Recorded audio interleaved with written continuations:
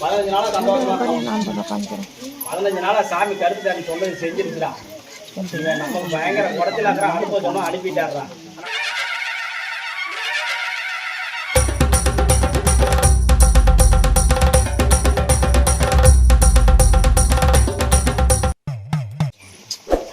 கருப்பசாமி எனக்கு லீவே கொடுக்க மாட்டேங்கிறாங்க சாமி. கடையில் லீவே கொடுக்க மாட்டேங்கிறாங்க.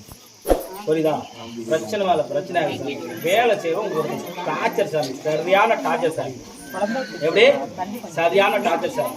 அதனால எப்படியாவது அவங்கள அமுச்சு விடுறாங்க. சரி ரைட்டு அமுச்சு விடணும். சரி அமுச்சுடுவோம் அப்படின்னு சொன்னேன் இல்லையா? அமுச்சு விட்ருவோம். அமிச்சோமா? அமிச்சோம். ஆனால் திருப்பி வந்துட்டான். எப்படி திருப்பி 15 நாள் கழிச்சு 15 நாளாக சந்தோஷமா 15 நாளாக சாமி கருத்து சாமி சொன்னது செஞ்சிருக்கிறான்.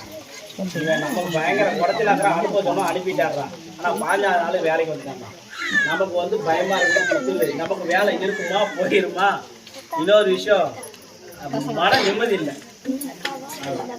ஏன் கருப்பசாமி பண்றாரு? அது உனக்கு விளக்கம் தெரியும் இல்லையா? சொன்னா தானே உனக்கு தெரியும் இல்லையா?